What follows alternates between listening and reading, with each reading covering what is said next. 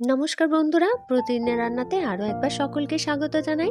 দেখুন, আজকে বানিয়েছিলাম চুষি পিঠে, যেটা খেতে হয়েছিল কিন্তু অপূর্ব স্বাদের।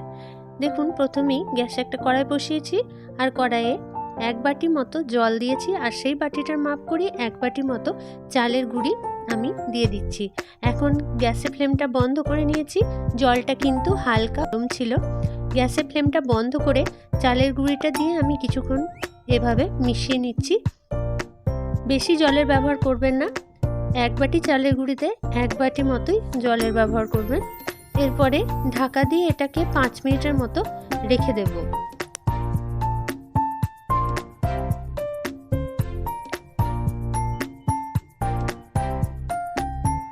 5 মিনিট প্রায় কমপ্লিট হয়ে গেছে। এখন আমি এটা ঢাকা খুলে একটুখানি মিশিয়ে নিয়ে একটা পাত্রের মধ্যে নিয়ে নেব। আর এক্সট্রা করে কিন্তু জলের ব্যবহার এখানে করবেন না। ওই 1 বাটি চালের গুঁড়িতে 1 বাটি মতো জল দিলেই হবে। এরপরে হাতের সাহায্যে একটুখানি ভালো করে মেখে নিচ্ছি। যারা পিঠেতে লবণ খেতে পছন্দ করেন তারা সামান্য পরিমাণ এখানে লবণ দেবেন এই পর্যায়ে। আমি এখানে কিন্তু লবণের ব্যবহার করিনি। দেখুন, এক্সট্রা কোনো জল আমি আর দেব না।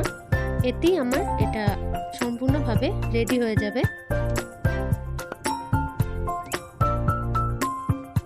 প্রায় মাখা হয়ে গেছে।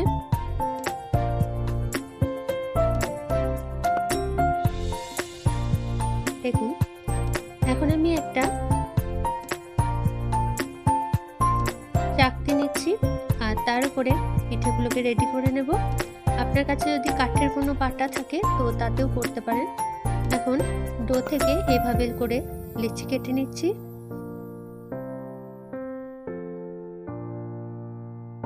প্রথমে চাকতিটার মধ্যে একটুখানি চালের গুঁড়ি লাগিয়ে নিচ্ছি। এক্সট্রা চালের গুঁড়িটাকে সাইডে সরিয়ে দিচ্ছি। বেশি চালের গুঁড়ি দিলে কিন্তু পিঠাটা খেতে ভালো লাগবে না,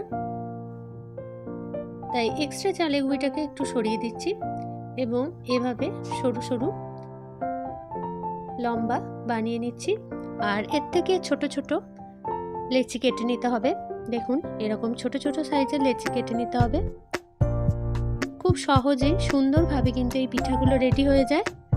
দেখুন কত সুন্দর, আর খুবই তাড়াতাড়িভাবে রেডি হয়। প্রথমে হয়তো মনে হবে এটাতে অনেকটা টাইম লাগবে, কিন্তু তা না, একটুখানি করলেই বুঝতে পারবেন। দেখুন কত সুন্দর হয়েছে, একটা একটা গায়ে কিন্তু লেগে যাচ্ছে না। এখন গ্যাসে একটা কড়াই আমি দুধ গরম করতে দিয়েছিলাম। প্রায় 1.5 লিটার মতো দুধ আমি ঘন করে 750 মতো করে নিয়েছি। দেখি বুঝতে পারছেন দুধটা কিন্তু অনেকটাই ঘন। এখন আরও একটুখানি ঘন করতে হবে। আর পিঠাগুলো দেওয়ার পরে কিন্তু দুধটা এমনি থেকেই অনেকটা ঘন হয়ে যাবে।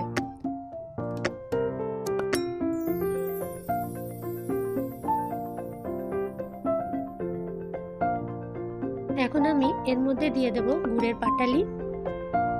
আমি এখানে আধখানা মতো পাটালি গুড় ব্যবহার করেছি, আর একটুখানি লিকুইড গুড়ও দেব। লিকুইড গুড়টা দিলে খুব ভালো স্মেলটা আসে। এলাচের ব্যবহার করছি না। দেখুন, লিকুইড গুড় দিচ্ছি। লিকুইড গুড় দিলে কিন্তু টেস্টটা খুব ভালো আসে। এলাচের ব্যবহার করছি না, কেননা খেজুর গুড়ের খুব সুন্দর একটা গন্ধ। খেজুর গুঁড়ো পারলে দেবেন, আর না হলে আখের গুঁড়ো ব্যবহার করতে পারেন। তবে খেজুর গুড় দিলে আর এলাচ দেওয়ার কোনো প্রয়োজন নেই। এখন যে পিঠাগুলো বানিয়ে রেখেছিলাম সেগুলো দিয়ে দিচ্ছি। দেখুন, দুধটা কিন্তু এখন অনেকটাই ঘন হয়ে গেছে। একটুখানি পরেই এটাকে নেড়ে নিতে হবে। যখন পিঠাগুলো সিদ্ধ হয়ে যাবে, পিঠাগুলো কিন্তু ওপরে ভেসে উঠবে, তখন বুঝতে হবে সম্পূর্ণভাবে রেডি হয়ে গেছে এই রান্নাটি।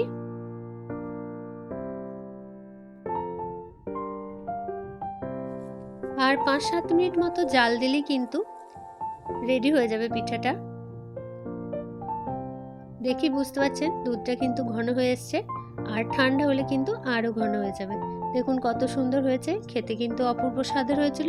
তাই বারবার বলবো, বানিয়ে খান ও সকলকে খাওয়ান। ধন্যবাদ সকলকে ভিডিওটি দেখার জন্য।